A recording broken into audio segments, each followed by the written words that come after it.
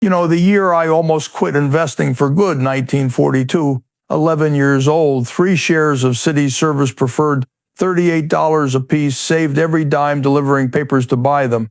The price dropped to $27 almost the moment I owned it. I felt sick, genuinely sick. Here's the part nobody tells you about that story. The mistake that cost me the real fortune wasn't the drop. It was what I did next. I sold the second it crawled back to a small profit and walked away feeling clever. 80-some years later, I can tell you exactly what that early exit cost me. Millions, not thousands, millions.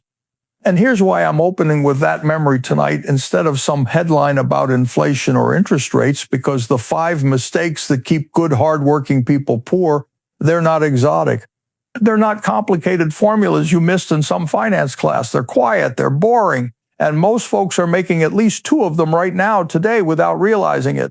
Stick with me for the next 20-some minutes. I'm going to name all 5, plainly. No jargon, no homework. And by the end, you'll know exactly which bricks are missing from your own fortress and exactly how to put them back brick by brick starting tonight. I want you to understand where this comes from because it matters. I didn't learn these 5 mistakes from a textbook. I learned them from 75 years of watching real people with real paychecks make the same quiet errors decade after decade. I watched it during the Depression when my own father watched neighbors lose everything to a single bad loan. I watched it in 1974 sitting in my office in Omaha while the market got cut in half and otherwise sensible men panicked. I watched it in 2008 too. The world was convinced the financial system was ending. I wrote a short piece for the New York Times that fall. 3 words summed up the whole thing. People thought I'd lost my mind. I hadn't lost a thing. I'd simply done the arithmetic while everyone else did the panicking through 15 recessions, wars, a pandemic. I have never once seen a patient, debt-free investor go permanently broke, not once, but I've seen plenty of smart, hardworking people stay poor their entire lives, and it was never bad luck. It was one of these 5 mistakes, quietly, patiently, compounding against them. So let's name them one at a time. Mistake number 1, the liability disguise. Mistake number 1 is the one that surprises people most because it's wearing a disguise. It walks around calling itself an asset. It gets toasted at parties. Banks celebrate it. Parents tell their kids to chase it. I'm talking about treating your home like an investment. Now, don't misunderstand me. A home is wonderful. Shelter is not the enemy here. But here's the thing. Nobody explains clearly enough. A house is not a stock. A house is not a business compounding its earnings for you while you sleep. Why? Because a house has a mouth, and that mouth needs feeding every single month. Property taxes, insurance, the roof that fails in year 20, the furnace that dies in February, always in February.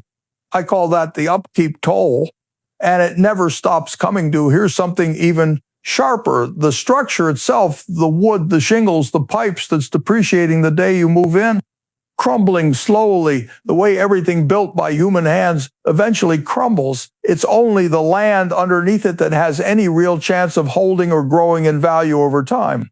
Most folks never separate those 2 ideas in their head, the crumbling brick and the eternal ground. And then there's the part that costs people the most without them ever noticing it costing them anything. Every dollar locked into home equity is a dollar that isn't out working for you anywhere else. I call it frozen ammunition. It sits there behind walls, completely unable to serve as dry powder for the next downturn. Ask yourself the question Charlie Munger taught me to ask about every decision, and then what? You pour every spare dollar into a bigger house, a nicer kitchen, an upgraded primary suite. And then what happens to your margin of safety? What happens to the buffer between you and a bad year? Here's the speculator in this story. He buys the absolute most house the bank will hand him because the loan officer smiled and said he qualified. He calls the equity wealth. He refinances to pull cash out for a kitchen remodel he doesn't need. And the day he loses his job, he discovers his fortress was actually a cage, a beautiful granite countered cage. The investor does something almost embarrassingly different. He buys a home he can comfortably afford on 1 income, not 2. He treats the mortgage as a controlled expense, never a growth engine, and every dollar he doesn't pour into square footage, he sends somewhere that actually compounds into ownership of real earning businesses. A house keeps you warm. It doesn't keep you wealthy. Mistake number one in one sentence: stop confusing shelter with a fortune. Shelter is shelter. Fortune is something else entirely. Something else entirely. Mistake number two: the borrowed bonfire. Look, mistake two is the one I find the most painful to watch because it's so completely avoidable. It's borrowing money to buy things that lose value the moment you drive them off the lot or unbox them or land at the resort. I call this the borrowed bonfire because that's exactly what's happening. You're taking borrowed wood, money you don't yet have, and setting it on fire for warmth that lasts about as long as the vacation photos do. Here's the math. Nobody walks you through at the dealership. You borrow $40,000 for a car. That car loses a third of its value the moment you drive away. Meanwhile, the interest meter is running the whole time on an asset that's shrinking. I call that the double burn. You lose on the asset, you lose on the interest, both at once, and then comes the trap underneath the trap, the underwater loan. You owe more than the thing is worth for years, sometimes the entire life of the loan. You're not driving a car at that point. You're feeding an anchor that's actively pulling you under while you make the payment every single month on time, feeling responsible the whole time you're sinking. Now, hold on. Am I telling you all debt is evil? No, debt is simply a tool. And like any tool, it can build your fortress or burn it down, depending entirely on which hand is holding it. Here's my rule. The only rule on borrowing you actually need: only borrow for something that earns you money while you sleep, a rental property that pays you rent, a business that generates a return greater than the interest you're paying. Call it the armor rule. Borrow for armor, never for ash. The speculator finances the boat, finances the watch. Finances the third vacation of the year on a card he can't pay off, telling himself he'll catch up. Next month arrives. He doesn't catch up. He never catches up. He's not building a fortress. He's lighting borrowed kindling. One statement at a time. The investor asks one question before borrowing a single dollar. Will this debt put a paycheck in my pocket or just a smile on my face for a weekend? If the answer is the weekend, he saves up and pays cash, or he simply does without. Mistake number two in one sentence: never borrow to fund a bonfire. Borrow only to build something that pays you back. Mistake number three: the empty vault. Now we come to mistake number three, and I suspect this one touches more people watching tonight than any of the others. Spending everything you earn, every dollar straight back out like water through a sieve with no bottom. I call this living with an empty vault, no reserve, no buffer, no margin of safety whatsoever between you and the next surprise life throws at you. Here's the trap with this one. It doesn't feel reckless while you're doing it. It feels normal. It feels like everyone else is doing exactly the same thing because, frankly, they are. The paycheck arrives on Friday, and by the following Thursday, it's gone.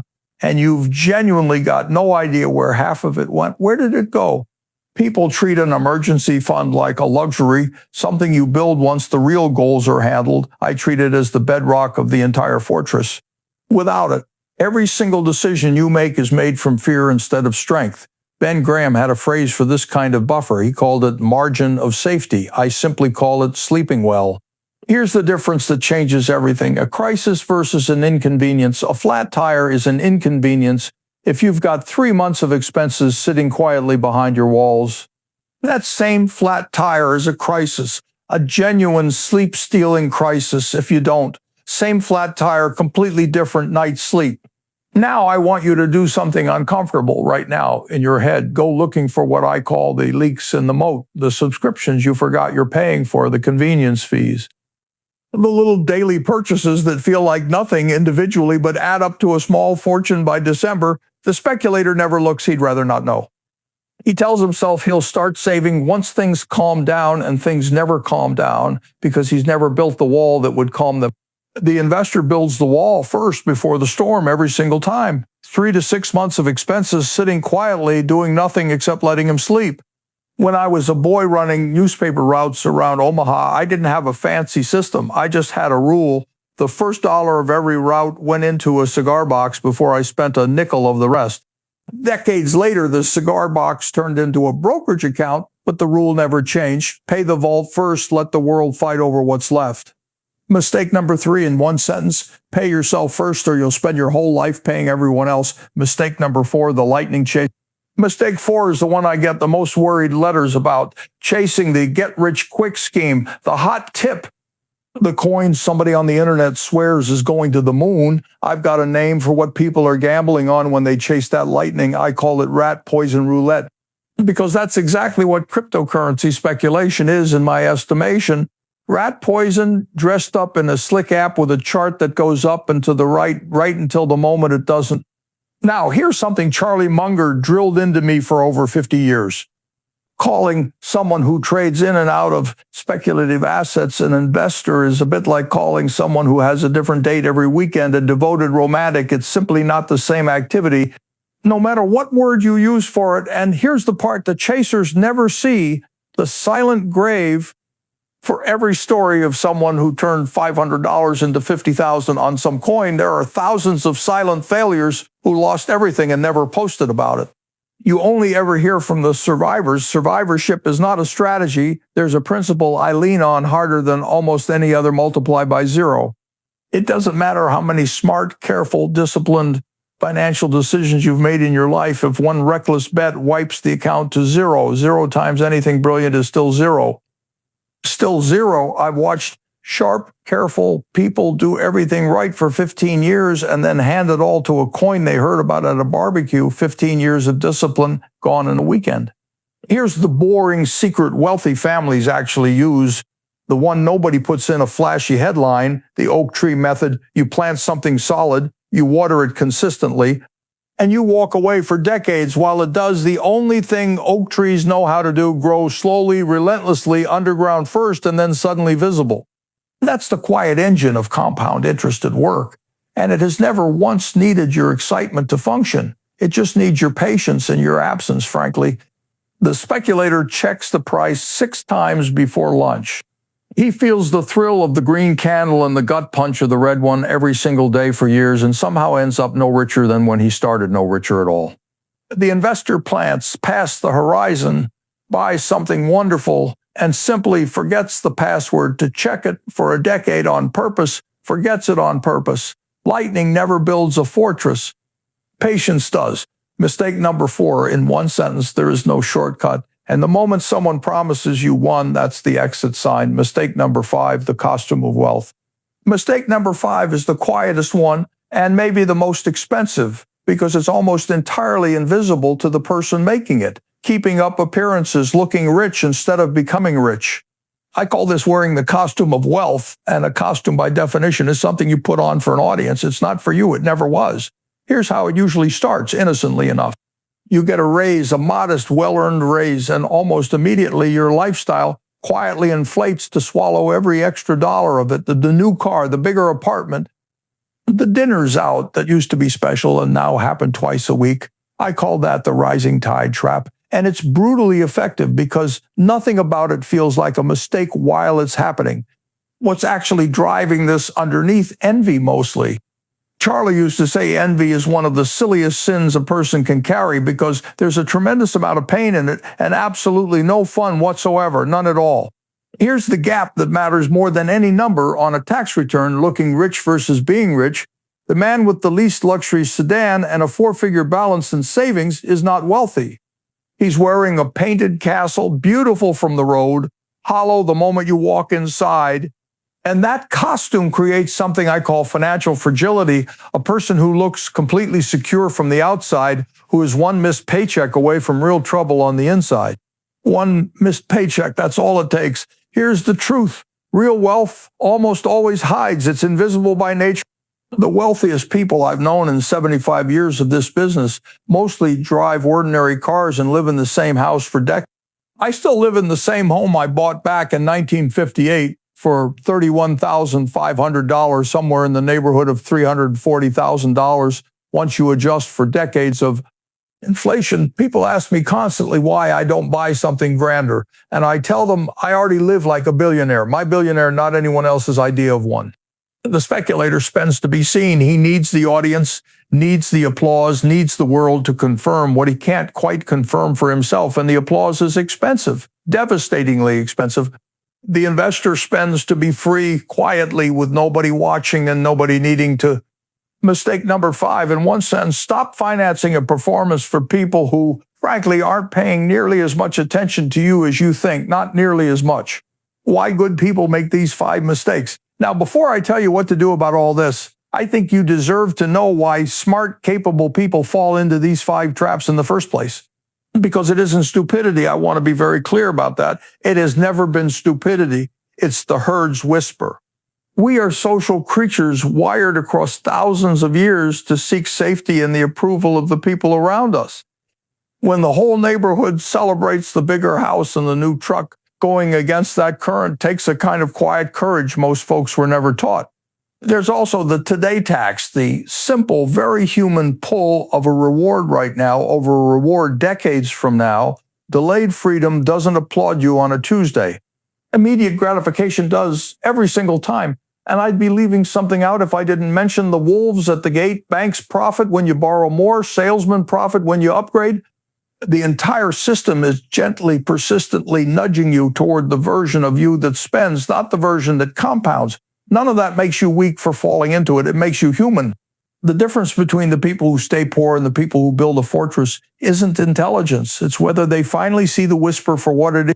Once you see it, by the way, you can't unsee it. It's a little like learning to read forever after you notice every billboard trying to talk you out of your own future. So where does that leave you tonight? Here's the blueprint. And I promise you, it is almost insultingly simple. 1, stop calling your home a fortune and start treating spare capital like employees you hire to work while you sleep and real earning income-producing assets. 2, live meaningfully below what you earn.